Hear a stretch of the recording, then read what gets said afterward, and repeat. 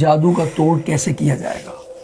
اللہ کی رحمت سے یہ عمل آپ اپنے گھر میں کریں گے اگر کسی سحر زدہ پر، تو انشاءاللہ جادو کافور ہو جائے گا، اس کا اثر دور ہو جائے گا۔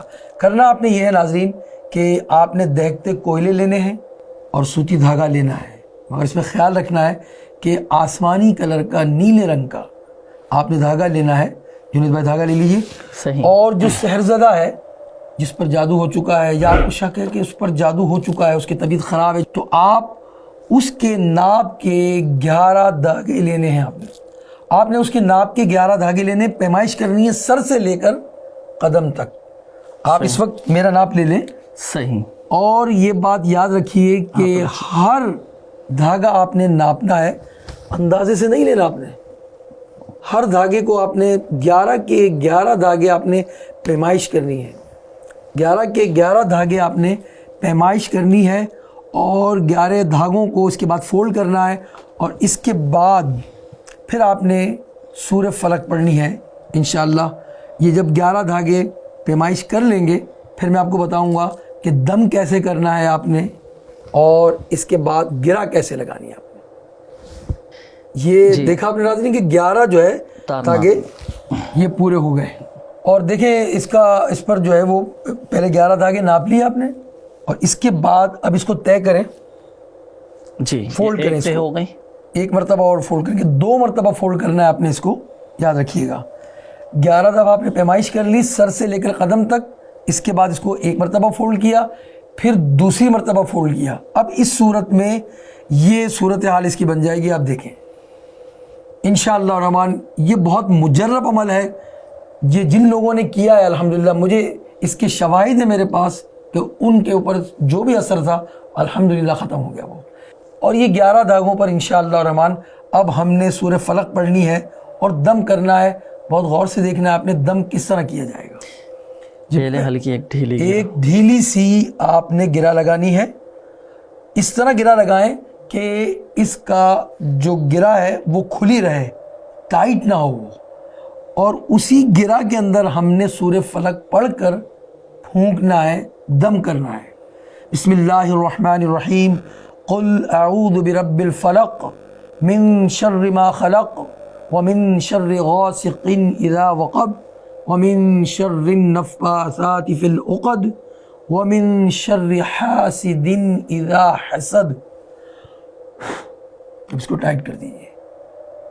اسی طرح پھر ایک مرتبہ سورت پڑھیے، اور اس طرح ایک گرہ اور لگائیے آپ۔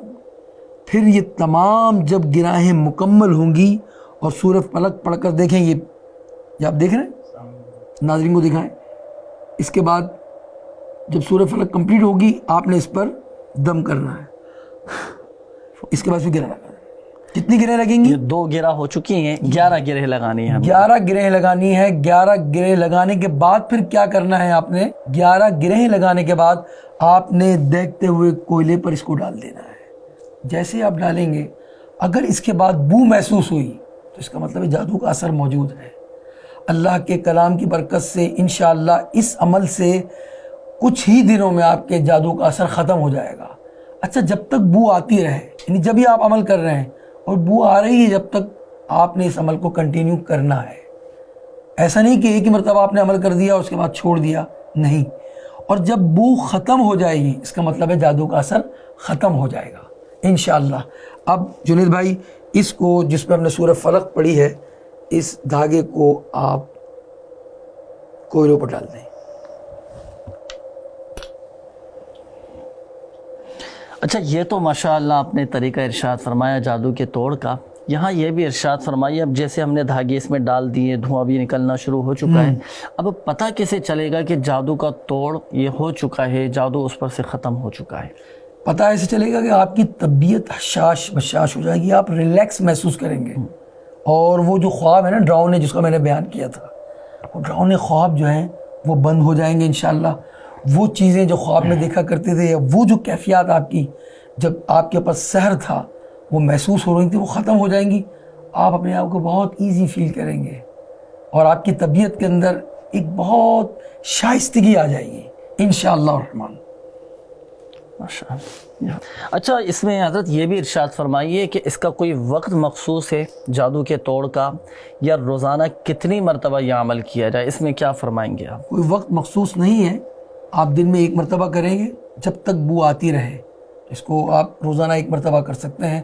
میں دعا کرتا ہوں اللہ رب العزت سے کہ اللہ ہم سب کو جادو سے، ٹونے سے، آسیب سے محفوظ فرمائے، آمین اور ہمارے گھروں کو خوشیاں عطا فرمائے، اور ہماری خوشیوں میں اللہ دوام عطا فرمائے۔ آمین آمین۔